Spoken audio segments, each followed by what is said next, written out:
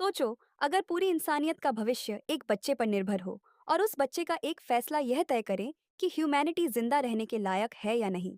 तो गाइस, आज मैं ऐसा ही एक सस्पेंस से भरा हुआ एने लेकर आया हूँ, जहाँ पर डीमन किंग्स, हीरोज और भी बहुत सारी रोमांचक चीजें आपका इंतजार कर रही हैं। तो चलिए शुरू करते हैं और देखते हैं कि इस कहानी में आखिर क्या होता है। तब हम यहाँ पर एक लड़की एलिसिया को देखते हैं, जो कि एक गांव में अपने फादर के साथ रहती है। और वो एक मैप को देखकर अपने फादर से पूछती है कि आखिरकार उनकी कंट्री एथिया को छोड़कर बाकी सब कुछ ब्लैक क्यों है। तब उसके फादर उसे बताते हैं कि किसी को भी नहीं पता कि उस कॉन्टिनेंट के आसपास क्या है, क्योंकि चारों तरफ डार्क बीस्ट के 4 लॉर्ड राज करते हैं। और अगर कोई भी उनके पास जाने की कोशिश करता है तो वह उन सभी को मार देते हैं। पर उनके कॉन्टिनेंट पर एक बहुत पुरानी कहानी है, जिसके अकॉर्डिंग हीरोज में से एक हीरो किंग ऑफ हिडन के द्वारा दिए वेपन के जरिए चारों बीस्ट लॉर्ड्स को हरा देगा। और उसके बाद इंसानियत को पता लगेगा कि यह पूरी दुनिया कैसी दिखती है। तब एलिसिया यह सुनकर बहुत खुश हो जाती है और ये डिसाइड करती है कि वो भी एक दिन हीरो बन के उन बीस्ट को हराएगी, ताकि वह जान सके कि यह दुनिया कितनी बड़ी है।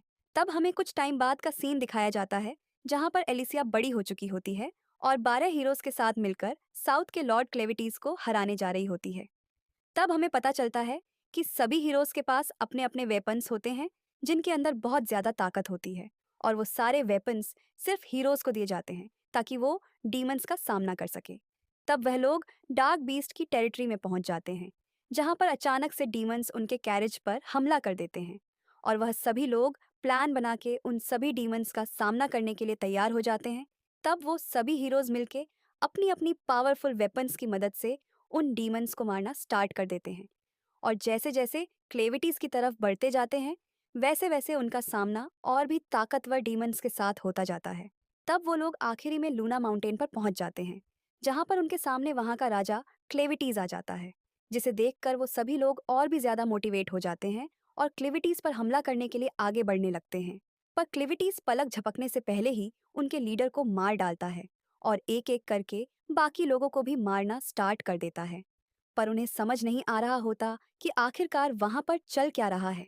तब एलिसिया को एहसास हो जाता है कि क्लिविटिस शैडोस में से सब पर हमला कर रहा है, जिसके बारे में वह सबको बता देती है और किसी तरह क्लिविटीज के हमले से बचने लगती है।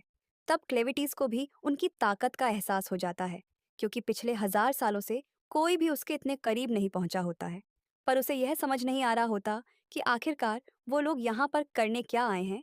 और वो यह डिसाइड करता है कि अगर वो वहां पर उसे डराने आए हैं, तो वो इस चीज का जवाब खुद ढूंढ कर आएगा। तब एलिसिया क्लिमिटीज के सिंह पर हमला करने में कामयाब हो जाती है। पर क्लिमिटिस को तो उससे बस खरोच ही आती है और तब वह अपनी पावर से सबको मार डालता है। तब हमें यहाँ पर हिडन किंगडम दिखाया जाता है, जहाँ से उन हीरोज को हथियार देकर भेजा गया था। और तभी उस जगह पर क्लेविटीज हमला कर देता है, क्योंकि उसे पता होता है कि हीरोज को उसी किंगडम ने भेजा था। तो इसलिए वह वहां पर उस पूरे किंगडम को खत्म करने आया होता है। तब किंगडम के सिपाही उसे रोकने की कोशिश करने लगते हैं, पर उनके कोई भी हथियार उस पर काम ही नहीं कर रहे होते और वह सबका सफाया करते हुए महल की तरफ बढ़ने लगता है। तब क्लिवटीज के वहां पर पहुंचते ही किंग को एहसास हो जाता है कि हीरोज हार चुके हैं और उनका जो हथियार बनाने वाला मेथड है, वो अभी भी क्लिविटीज को हराने के काबिल नहीं है। तब किंग उस जगह को सील करने चला जाता है, जहां पर उन हथियारों को बनाया जाता है जिससे किस को हराया जा सकता है, क्योंकि उस किंगडम की सिर्फ रॉयल फैमिली ही है जिन्हें पता होता है कि उन हथियारों को कैसे बनाया जा सकता है। और अगर उस हथियार को बनाने वाली जगह तबाह हो जाएगी, तो कोई भी कभी भी डार्क बीस्ट को नहीं हरा पाएगा। तब यहाँ पर इंसानों के हथियार क्लेविटीज पर काम नहीं कर रहे होते, जिस वजह से क्लेविटिस को समझ में आ जाता है कि उन हीरोज के पास कोई स्पेशल तरह के हथियार थे। और वह डिसाइड करता है कि वह इंसानों के ताकतवर होने से पहले ही उस जगह को तबाह कर देगा जहां पर वो हथियार बनते हैं। तब किंग उस हथियार बनाने वाली जगह को सील कर देता है और क्लिविटी सब कुछ तबाह करते हुए किंग के पास पहुंच जाता है और किंग से पूछने लगता है कि आखिरकार ह्यूमंस किस तरह के क्रिएचर्स हैं और वो उसे मारना क्यों चाहते हैं। और साथ में वो उसे एक धमकी देता है कि अगर उसे उसका जवाब पसंद नहीं आएगा, तो वह पूरी दुनिया को तबाह कर देगा, क्योंकि अगर कोई भी जिंदा रहा तो कोई भी उसे मारने के लिए उसकी जगह पर आ सकता है। तब किंग उसे कोई भी जवाब देने से मना कर देता है, जिस वजह से क्लेविटिस उसका सिर काट देता है और यह डिसाइड करता है कि अब वो आर्मी बनाकर पूरी दुनिया को तबाह कर देगा। तब क्लिविटिस को एक बच्चे के रोने की आवाज सुनाई देने लगती है, जहाँ पर उसकी माँ क्लिफ्टिस को उस बच्चे को बचाने के लिए कहती है और क्लिफ्टिस उसे बताता है कि उसने पूरी दुनिया को तबाह करने का डिसाइड कर लिया है, तो इसलिए उस बच्चे के जिंदा रहने का कोई मतलब नहीं है। तब उस बच्चे की माँ क्लिटिस को समझाती है कि वह बच्चा तो अभी अभी पैदा हुआ है, तो इसलिए उसका बाकी सबके साथ कोई लेना देना नहीं है, तो इसलिए उस बच्चे को बाकी सबकी गलतियों की वजह से नहीं मरना चाहिए।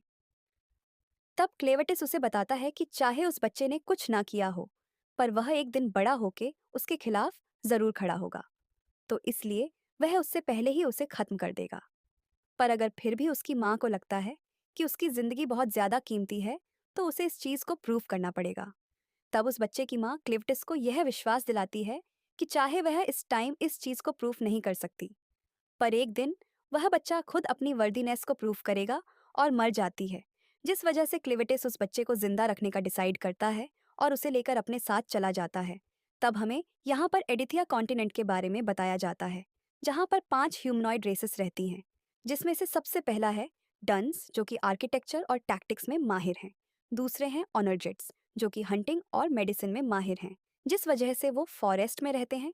तीसरे हैं सेलेडन्स, जो कि पानी में रहने वाले लोग हैं, जिस वजह से उन्हें स्विमिंग और सीफेरिक की स्किल आती है और वो बाकी किसी भी रेसेस से मिलना नहीं चाहते हैं। चौथे हैं बेंटी, जो कि बारबेरियन कैटेगरी में आते हैं, जो कि ताकतवर तो हैं, पर ये कभी भी इकट्ठे काम नहीं करते हैं। और फिफ्थ है हेडियंस, जो कि बहुत पुरानी और मिस्टीरियस रेस है और वो रिफाइनिंग और फर्जिंग मेटल्स में एक्सपर्ट हैं, जो कि अपने सारे वेपन्स आर्कनाइट से बनाते हैं, क्योंकि उनकी रॉयल फैमिली को ही पता है कि आर्कनाइट से वेपन कैसे बनाए जा सकते हैं। तब क्लेविटिस लूना माउंटेन वापस चला जाता है, जहां पर वो बच्चा बहुत ज्यादा भूखा होता है और क्लेमस उसे स्ट्रेंथ देने के अलावा और कुछ नहीं कर पा रहा होता। तब क्लेमस उस बच्चे को एक गड्ढे में फेंक देता है, जहां पर बहुत सारे कीड़े उसे पूरी तरह से साफ कर देते हैं और वो उसे रोता हुआ देखकर यह समझ नहीं पा रहा होता कि आखिरकार उसने उस बच्चे की माँ की बात क्यों मानी है। पर अब वो पीछे नहीं हट सकता, क्योंकि उसी का जीवन यह डिसाइड करेगा कि वह कॉन्टिनेंट के सारे ह्यूमंस को मारेगा या फिर जिंदा रहने देगा।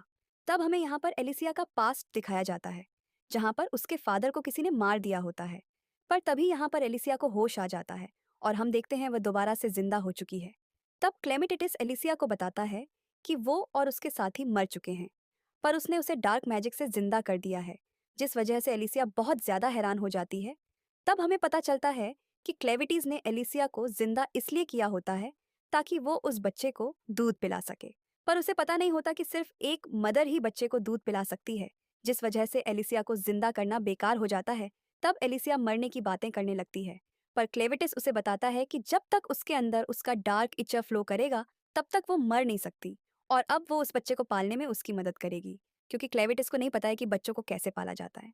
तब क्लेविटिस की पावर की वजह से एलिसिया के पास उसकी बात मानने के अलावा कोई चारा नहीं होता, जिस वजह से वह उसकी मदद करने के लिए मान जाती है और उसे बताती है कि अगर उसे उस बच्चे का पेट भरना है, तो उसे पैसों से एक वेट नर्स को खरीदना पड़ेगा, जो कि उस बच्चे को एक माँ की तरह दूध पिलाएगी। पर क्लेविटिस के पास पैसे नहीं होते हैं, जिस वजह से एलिसिया उसे उस माउंटेन का आर्कनाइट बेचने के लिए कहती है, जिसके लिए क्लेविटिस तैयार हो जाता है और शहर की तरफ जाने लगता है।